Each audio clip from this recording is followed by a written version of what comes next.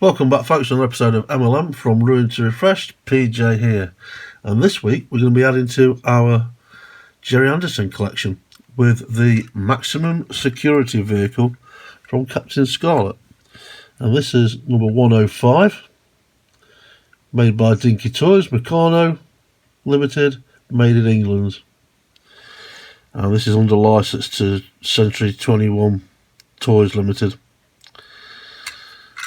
And this is probably the most simplistic of the Gerry Anderson vehicles in this range to take apart.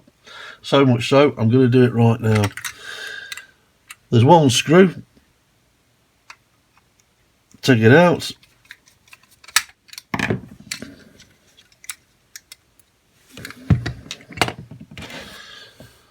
And that's pretty much it. There's the chassis. There's the interior.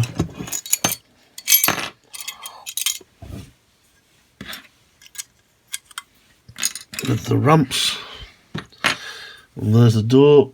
And the doors just simply twist out.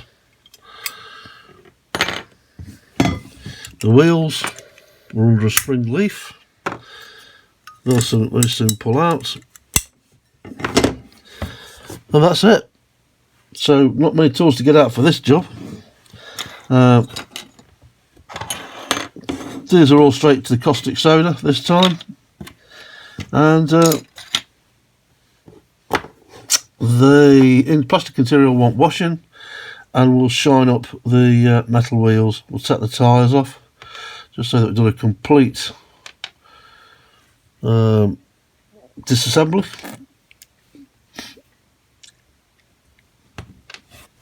And there we go. That's all there is to it. So this should be a pretty quick one. So next time I catch you, we'll be in the lab cleaning up the body and getting the paint off. So I'll catch you in a few. Cheers.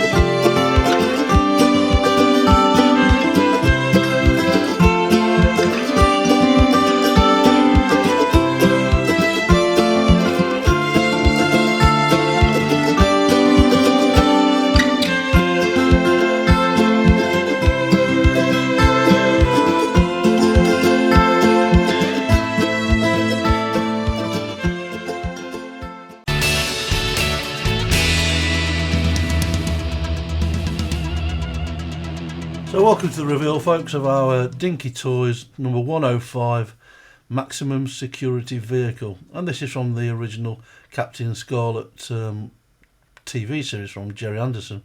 This will be added to our collection along with the special patrol car I've got, and that just leaves us the SPV to do, which I've got several versions of that are in bits. It's a work in progress, the SPV is. But once I've got that sorted out, we'll be doing a video of that as well. Probably the simplest, really, of the Gerry Anderson collection.